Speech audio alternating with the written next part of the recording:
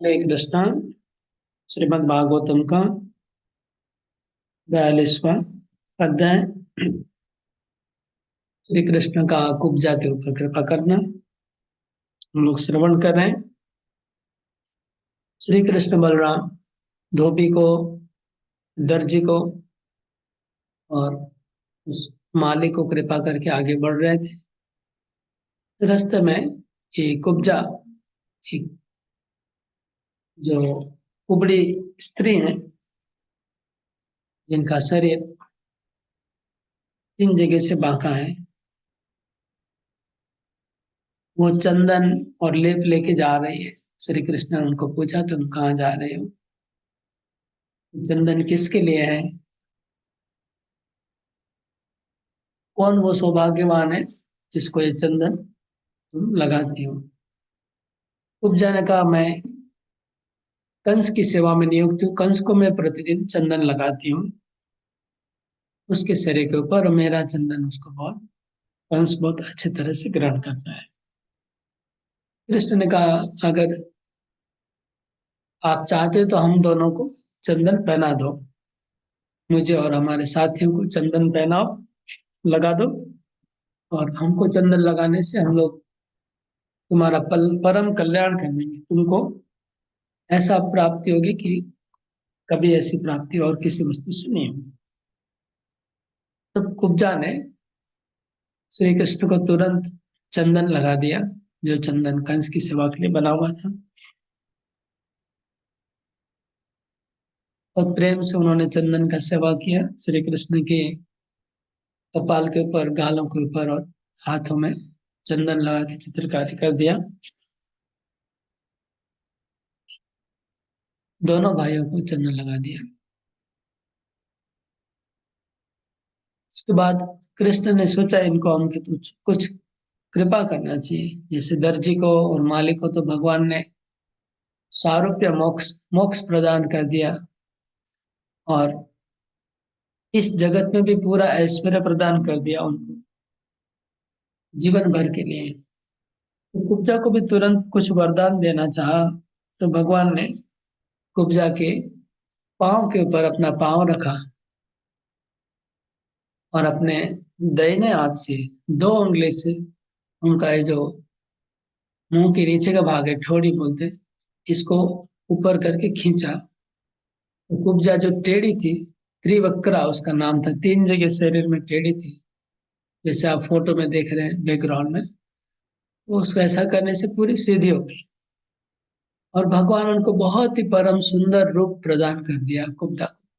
एकदम बहुत ही सुंदर, रूपवान, गुणवान, परम सुंदरी बना दिया भगवान ने उस कुब्जा को। भगवान क्या नहीं कर सकते, जो चाहते कर सकते हैं।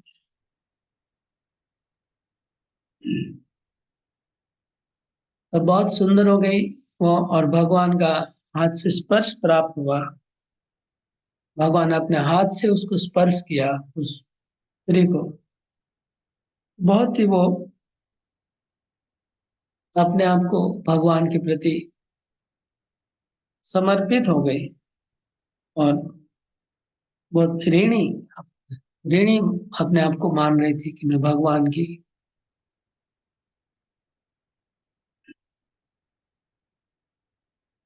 के प्रति मैं ऋणी हो गई हूँ। तब वो कुब्जा भी इस श्लोक में प्रार्थना कर रही है कृष्ण। उसके मन में भगवान के प्रति प्रेम उत्पन्न हो गया। प्रेम से वो कहने लगी, एहि वीरागृहं यामो न त्वां त्यक्तुं ह्योत्सहे त्वयोन्मथितचित्ताय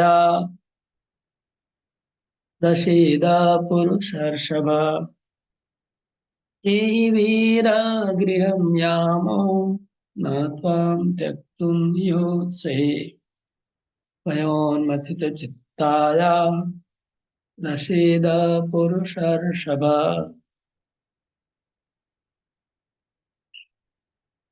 हे वीर शिरोमणि, हे वीर शिरोमणि कृष्ण, आइए घर चले, मेरे घर चलिए। अब मैं आपको यहाँ नहीं छोड़ सकती, मैं आपको यहाँ नहीं छोड़ सकती, क्योंकि आपने मेरे चित्त को मत डाला है। ये पुरुषोत्तम मुझ दासी पर प्रसन्न हुई है।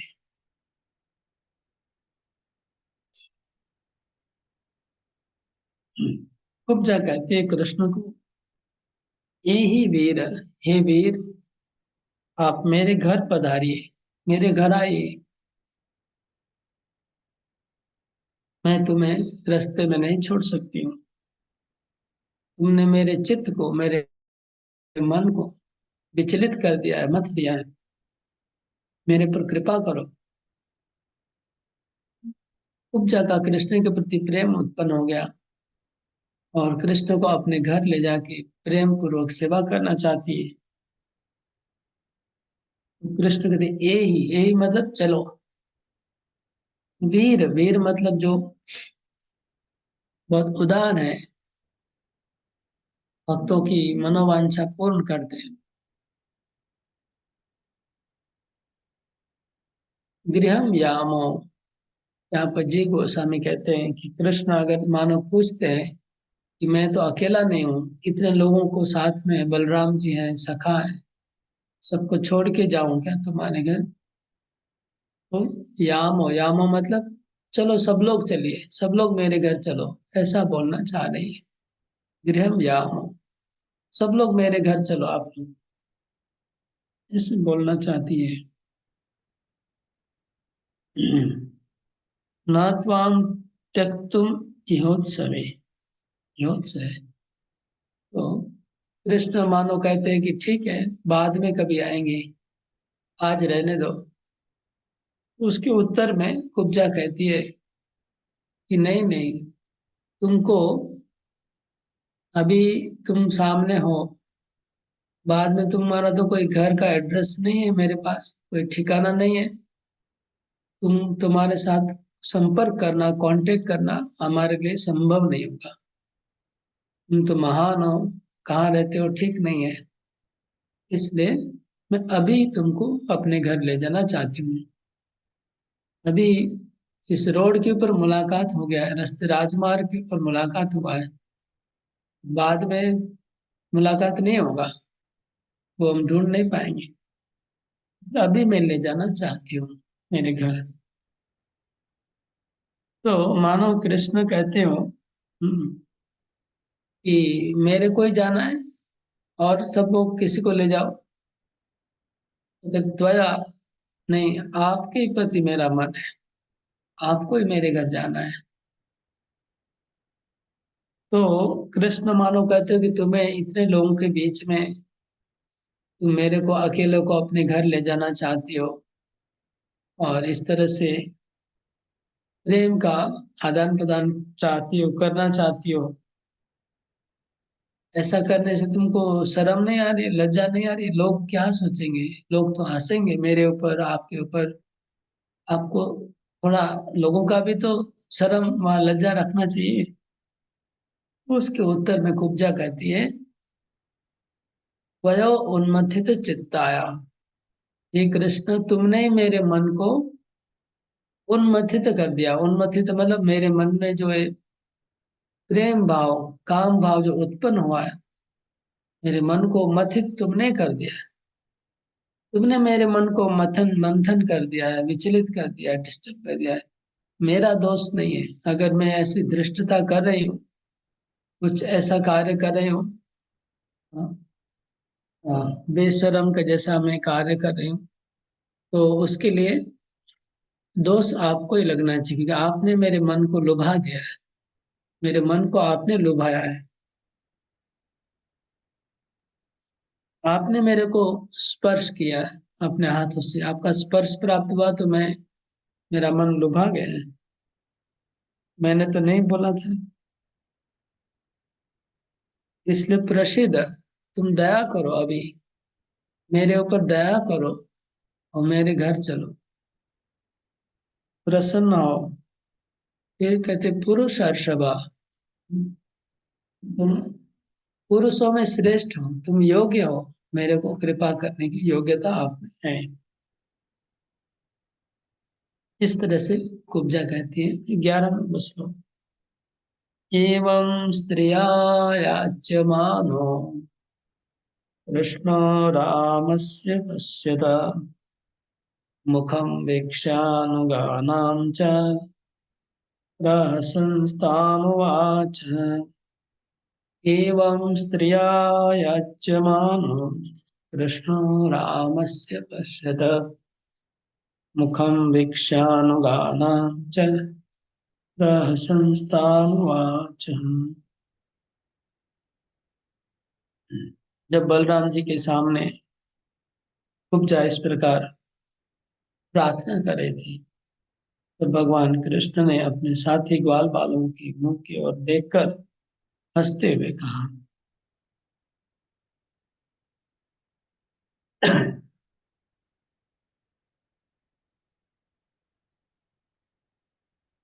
इस तरह से वो कुब्जा रास्ते के ऊपर सबके सामने कृष्ण को अपने घर निमंत्रण कर रही थी। अकेले में उसको ले जाने के, उनको प्रेम करना चाह रहे थे। तब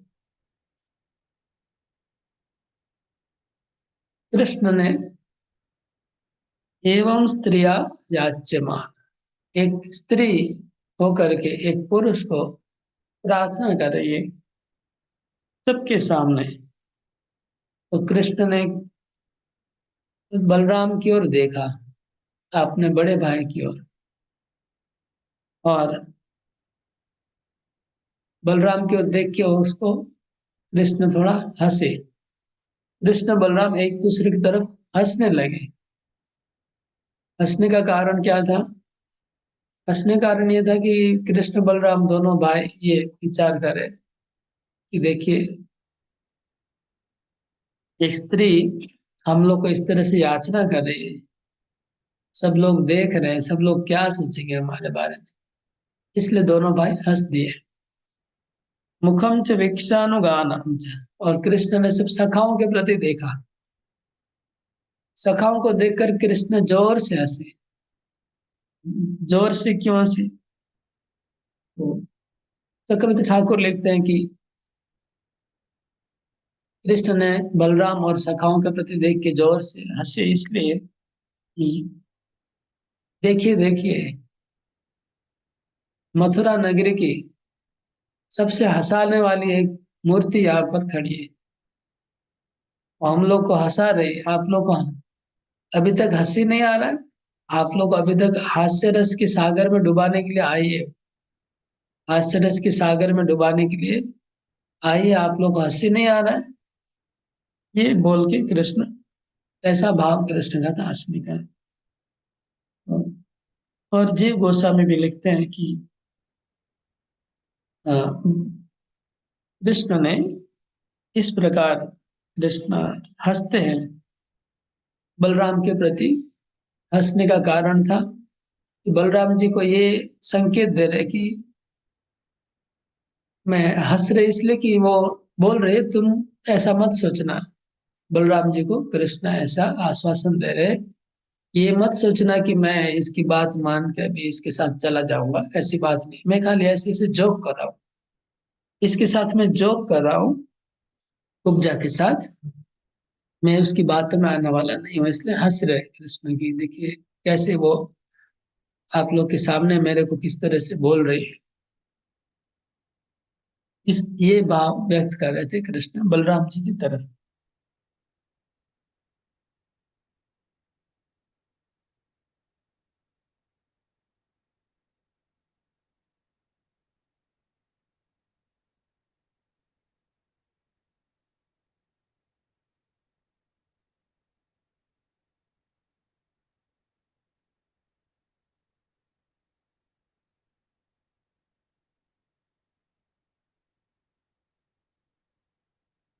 तो ये लिख रहे हैं जी गोस्वामी, ये कृष्ण बलराम हंसने का कारण था कि सब लोग देखिए, हम लोग को देख के सब लोग क्या सोचेंगे।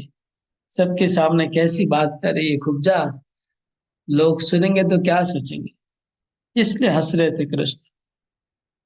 फिर कृष्ण ने 12 नंबर श्लोक में कृष्ण कहते हैं कुब्जा को,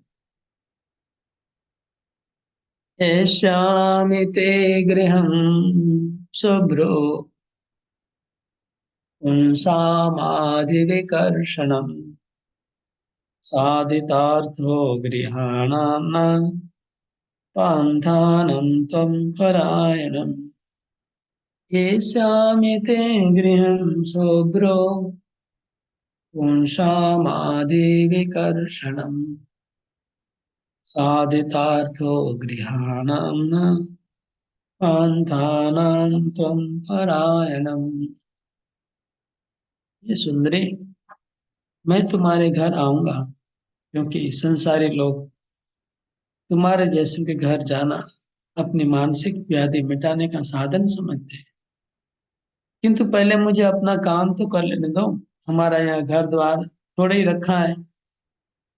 हमारे जैसे बटोइयों को तुम्हारा ही तो आसरा है।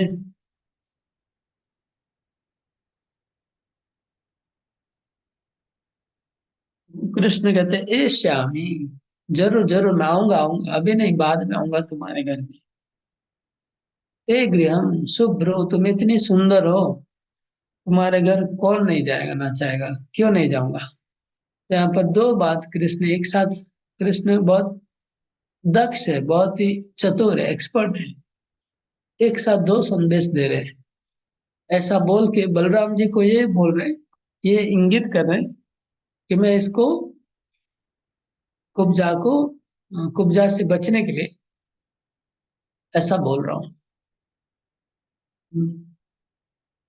आऊंगा आऊंगा बाद में। बलराम को ऐसा लग रहा है कृष्णा कुब्जा से अपना पन्ना छुड़ाने के लिए बोल रहे हैं, पत्ता छुड़ाने के लिए, पत्ता काटने के लिए ऐसा बोल रहे हैं। ऐसा बलराम जी को एहसास हो रहा है। ऐसा मैं आऊंगा आऊंगा। शुभ्रु, तुम बहुत सुंदर हो। हाँ, तुम्हारी जैसे सुंदर स्त्री के पास कौन नहीं जाएगा। बलराम जी को ऐसा लग रहा है कि कृष्ण जोक करके उसको पत्ता काट रहे हैं, और हकीकत है कुब्जा को ये इंडिकेशन दे रहे कि नहीं, तुम बहुत सुंदर हो, जरूर मैं आऊंगा माने। पुंसामादि विकर्षणम, तुम्हारा घर कैसा है, हमारे जैसे पुरुषों का मन की पीड़ा को दूर करने वाला तुम्हारा घर है। पुंसामादि विकर्षणम, तो कब आओगे। तो साधित अर्थ हो, हमारा काम पूरा, क्या काम, कंस को मारना है, बहुत कुछ काम है, क्रूर जी को मिलना है, धनुष यज्ञ देखना है, सारा काम खत्म हो जाएगा, फ्री होके आएंगे। तुम्हारे से मिलने का काम टेंशन में नहीं हो सकता, फ्री होना चाहिए माइंड, फ्री होके आएंगे। अगृहाणाम, और हमारा तो घर बार भी नहीं है, तो हम लोग को तो, हम लोग घर बार ही रहे, हमको तो कहीं जाना ही है, किसी न किसी घर जाएंगे। अगृहाणाम, अगृहाणाम का दूसरा अर्थ होता है कि अविवाहित है, हम तो शादीशुदा नहीं है, तो इसलिए जाना ही है तुम्हारे घर। अगृहाणाम न पांथानाम, और हम लोग रास्ते के पथिक है, हम लोग रास्ते के पथिक है, हम रास्ते पे जाने वाले, रोड पे चलते हैं ना पथिक, वो है, पथिक है। तो पथिक को तो हमको कोई ना कोई शेल्टर तो चाहिए, तुम्हारा घर तो पथिकों के लिए एक शेल्टर होता है, तो वहां कौन नहीं जाएगा। तो इनडायरेक्टली चक्रवर्ती ठाकुर बोल रहे हैं, इनडायरेक्टली कृष्ण बाकी सखाओं को और सबको ऐसा संकेत दे रहे, ऐसा एहसास करवा रहे हैं उन सबको, ग्वाल बालों को और बलराम जी को ऐसा एहसास हो रहा है कि कृष्ण उसको, हम्म, उस कुबड़ी को, उस कुब्जा को कृष्ण बहुत ही एक क्या बोलते हैं, गाली सब लिखा है, मतलब कोई इस तरह से बोल रहे कि तुम्हारी जैसी औरत के पास तो सब लोग जाते हैं अपना मन की पीड़ा मिटाने को, तो जिनका घर बार नहीं है, जिनका शादी नहीं हुआ, वो लोग सब तुम्हारे घर जाते हैं, तो हम तो जरूर जाएंगे। मतलब इनडायरेक्टली ऐसा भाव दिखा रहे हैं कृष्ण, तुम्हारे घर हम क्यों जाएंगे, हम, तुम्हारा घर हमारे लिए जाने लायक नहीं है। इस प्रकार का एहसास सखाओं को और बलराम जी को करवाया कृष्ण ने। और कुब्जा को ऐसा एहसास दिलाया कि हाँ जरूर, तुम्हारी इतनी भक्ति है, तुम्हारे घर हम क्यों नहीं जाएंगे, जरूर जाएंगे। कुब्जा कंस को वध करने के बाद जाएंगे। इस प्रकार एक साथ दो बातें कृष्ण ने व्यक्त की, दो तरफ।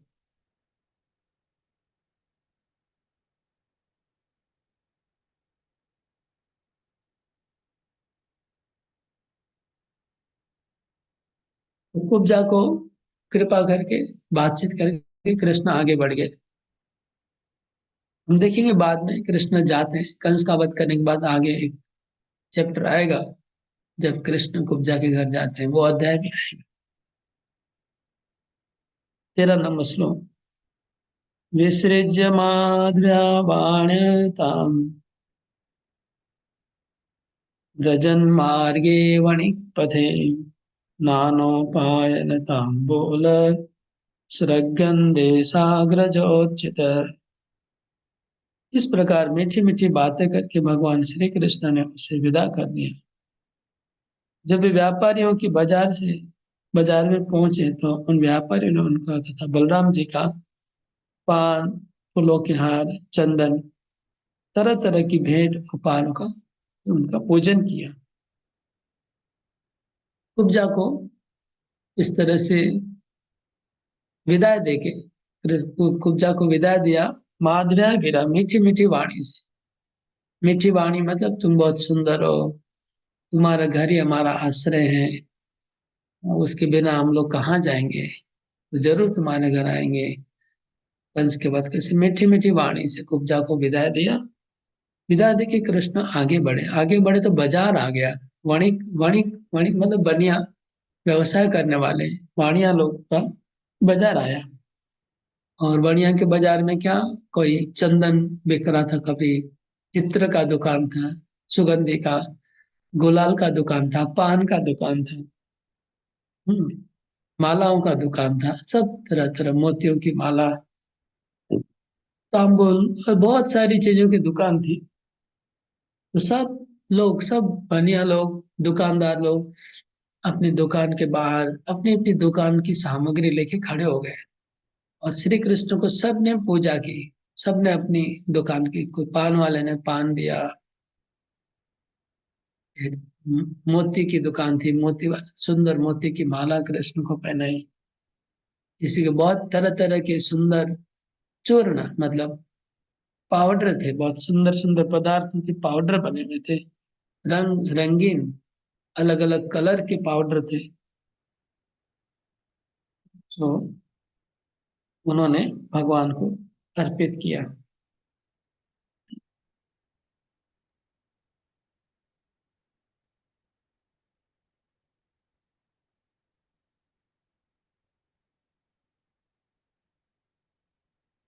जैसे गुलाल और अलग अलग रंग का, ग्रीन, लाल, पीले रंग के अलग अलग पाउडर होते, वो सब था सुंदर रंग, वो सब कृष्ण को अर्पित किया। इसलिए दोनों भाइयों को सब वणिक लोगों ने पूजा की। जीव गोस्वामी लिखते हैं कि पहले कृष्ण जब प्रवेश किए तो पहले ब्राह्मणों से मुलाकात हुआ। तो ब्राह्मणों ने पहले कृष्ण का पूजा किया, सेवा किया। अभी वणिक लोग का बाजार आया, वणिया लोग रहते हैं, उस मार्ग से गुजरे कृष्ण। इसके बाद क्षत्रियों का मकान अभी भी नहीं आया, वो एकदम कंस के महल के आसपास क्षत्रिय लोग रहते हैं, वहां अभी तक नहीं पहुंचे थे। तो बनियों का दुकान के बाद उनका घर आया, उनका रेसिडेंस था बनियों लोगों का। नीचे दुकान होगा, ऊपर में घर होगा, ऐसा कुछ होगा। वहां से गुजर रहे थे कृष्ण। तो उनके घर पे उनकी जो स्त्रियां थी, वणिक लोगों की स्त्रियां थी, उनकी स्त्रियां, उनकी बच्ची व उनकी बहनें जो भी थी स्त्रियां बनिया लोगों के वंश में, उनको उन्होंने कृष्ण का दर्शन किया तो उनकी क्या दशा हुई इसका वर्णन है। तदर्शन स्मरक्षोभात् आत्मानं नाविदन् स्त्रिय शुस्त्रवास कबर बलालेख्य मूर्तया। उनके दर्शन मात्र मात्र से स्त्रियों के हृदय में प्रेम का आवेग, मिलन की आकांक्षा जग उठी। यहाँ तक कि उन्हें अपने शरीर की भी सुध बुध नहीं रही। उनके वस्त्र, जोड़े, कंगन ढीले पड़ जाते थे तथा वे चित्रलिखित मूर्तियों की समान ज्यों की त्यों खड़ी रह जाती थी। जैसे कृष्ण वहां से गुजर रहे थे, वो बड़े लोगों की स्त्रियां अपने घर के छत के ऊपर व झरोखों से अलग अलग जगह से देख रही थी कृष्ण को। जो वो लोग जैसे ही कृष्ण को देखती थी वो स्त्रियां, तुरंत उनके अंदर एक प्रेम का, हृदय से एक तूफान आ रहा था, प्रेम का आवेग आया सबके अंदर। सब स्त्रियों में प्रेम का आवेग आ रहा था। और तद दर्शन, देखने मात्र से उनका हृदय में प्रेम का आवेग आ गया और सबका हृदय क्षुभित हो गया प्रेम से, कृष्ण प्रेम से। और इतना क्षुभित हो गया कि वो लोग अपने आप को भूल जा रहे थे, वो कहाँ खड़ी है, वो कौन है, ये भूल जाती थी कि वो बनिया की पत्नी है, उनकी बेटी है। वो सबके सामने खड़ी है, लोग देख रहे हैं, सब कुछ भूल जा रही थी, अपने आप को सब भूल जा रही थी वो लोग। और भूल के उनमें प्रेम का ऐसा प्रभाव आता था कि उनके कपड़े पूरे ढीले हो जाते थे, विस्तृत साड़ियां, कपड़े सब लूज हो जा रहे हैं। और उनके सर के ऊपर जो बाल बंधे हुए थे वो सब खुल जा रहे थे, उनमें बेड़ी गुथी थी वो भी फूल गिर जा रहे थे।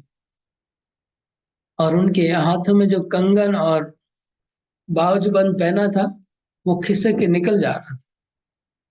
और उन स्त्रियों को ऐसे वो खड़ी हो जाती थी जैसे कोई चित्र अंकन किया है, इस प्रकार सब खड़ी है स्त्रियां मूर्छित। उनको पता ही नहीं कि वो उसमें जान नहीं है, ऐसा लग रहा था स्त्रियों को। चक्रवर्ती ठाकुर लिखते हैं इसके इसमें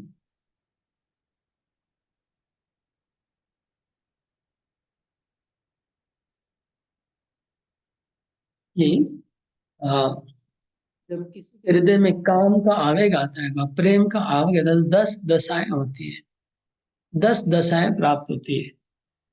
10 दशाओं में से इन सब वणिकों को 10 दशाएं, 10वीं दशा प्राप्त हुई, दसम दशा प्राप्त हुई। दसम दशा क्या होती है बता रहे हैं,